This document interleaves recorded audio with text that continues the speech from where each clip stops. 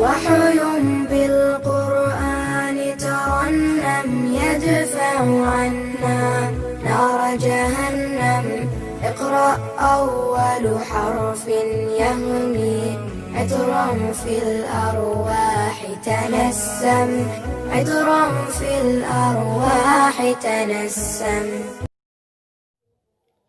بسم الله الرحمن الرحيم. اللهم صل على سيدنا محمد وعلى آل سيدنا محمد وبارك وسلم. وعن أبي عبد الرحمن عبد الله بن عمر بن الخطاب رضي الله عنهما قال: سمعت رسول الله صلى الله عليه وسلم يقول: انطلق 3 نفر ممن كان قبلكم، أي من الأمم التي قبلكم، انطلق 3 نفر منهم، ذهب 3 نفر ممن كان قبلكم حتى آواهم المبيت إلى غار فدخلوه. تأخروا واضطروا أن يبيتوا في الغار، فدخلوا الغار، فانحدرت صخرة من الجبل، سقطت صخرة من الجبل فسدت عليهم الغار، أغلق عليهم الغار، فقالوا: إنه لا ينجيكم من هذه الصخرة إلا أن تدعوا الله بصالح أعمالكم. انظروا يا إخوة الكرام، هؤلاء كانوا يعرفون أنه لا نجاة لنا من هذه المصيبة إلا أن ندعو الله سبحانه وتعالى بصالح أعمالنا. ما هي الأعمال الصالحة التي نحن كنا مخلصين في القيام بتلك الأعمال حتى نقدمها أمام الله سبحانه وتعالى وندعو بتلك الأعمال حتى ينجينا الله من هذه المشكلة؟ قال رجل منهم: اللهم كان لي أبوان شيخان كبيران. هذا بدأ يدعو ويقول: اللهم كان لي أبوان شيخان كبيران وكنت لا أغبق قبلهما أهلا ولا مالا.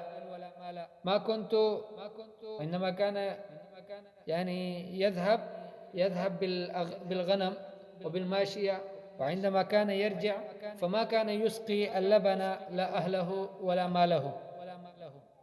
فأنا أبي طلب الشجر يوما، كنت أبحث عن الأشجار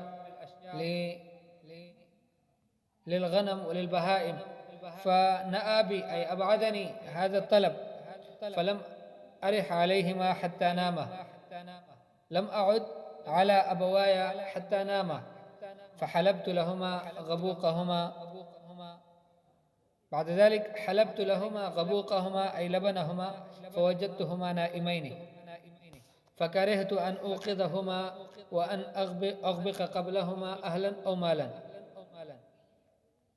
من ناحية كرهت أن أوقظهما، ولكن في نفس الوقت كنت أكره أن أغبق قبلهما أهلا أو المال، الأهل أو المال. فلبثت والقدح على يدي أنتظر استيقاظهما، هكذا بقيت على حالي، والقدح الإناء الذي كان فيه هذا اللبن هذا كان في يدي، أنتظر استيقاظهما حتى برق الفجر. إلى وقت طلوع الفجر كنت أنتظرهما، والصبية يتضاغون عند قدمي، يتململون لشدة الجوع، الأطفال الصغار، ولكن لا أسقيهما. فاستيقظا فشربا غبوقهما. بعدما استيقظ شربا غبوقهما أي لبنهما، حصتهما من اللبن. اللهم إن كنت فعلت ذلك ابتغاء وجهك ففرج عنا ما نحن فيه من هذه الصخرة.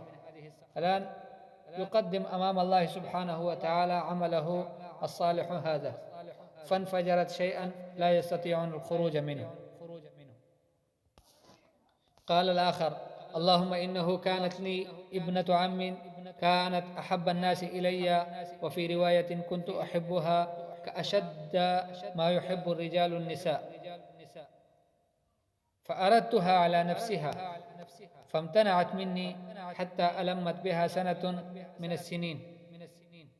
ألمت بها أي نزلت بها سنة من السنين، أي يعني قحط وسنة شديدة من السنين. فجاءتني فأعطيتها 20 و100 دينار على أن تخلي بيني وبين نفسها. طلبت مني المساعدة، فأنا شرطت عليها وقلت لها: أنت ستخلين بيني وبين نفسك وأعطيك 20 و100 دينار. ففعلت حتى إذا قدرت عليها. وفي رواية: فلما قعدت بين رجليها قالت: اتق الله ولا تفض الخاتم إلا بحقه. فانصرفت عنها وهي أحب الناس إلي، وتركت الذهب الذي أعطيتها. ما أخذت منها الذهب الذي أعطيتها إياها. اللهم إن كنت فعلت ذلك ابتغاء وجهك فافرج عنا ما نحن فيه. فانفرجت الصخرة غير أنهم لا يستطيعون الخروج منها. وقال الثالث: اللهم استأجرت أجراء، أي طلبت الأجراء حتى يعملوا عندي وأعطيتهم أجرهم. أعطيت كل أجير أجره غير رجل واحد ترك الذي له وذهب. أحد من هؤلاء العمال الذين عملوا معي ترك ماله وذهب، ترك حصته وذهب. فثمرت أجره حتى كثرت منه الأموال. ثمرت له أجره وكثرت منه الأموال. فجاءني بعد حين فقال: يا عبد الله أد إلي أجري. فقلت: كل ما ترى من أجرك من الإبل والبقر والغنم والرقيق كل هؤلاء أجرك أن تأخذها. فقال: يا عبد الله لا تستهزئ بي. الرقيق هم يعني العبيد. فقال: يا عبد الله لا تستهزئ بي، لا تسخر مني. فقلت: لا أستهزئ بك. فأخذه كله فاستاقه فلم يترك منه شيئا. فاستاقه أي ذهب به، ذهب بكل شيء فلم يترك منه شيئا. اللهم إن كنت فعلت ذلك ابتغاء وجهك فافرج عنا ما نحن فيه. فانفرجت الصخرة فخرجوا يمشون. الله سبحانه وتعالى أبعد عنهم هذه الصخرة وخرجوا يمشون. متفق عليه. فهذا الحديث فيه فضل الإخلاص في العمل وأنه ينجي صاحبه عند الكرب. وكذلك في هذا الحديث فضل بر الوالدين وخدمتهما وإيثارهما على الولد والأهل وتحمل المشقة لأجلهما. وكذلك في هذا الحديث العفة والانكفاف عن الحرام مع القدرة.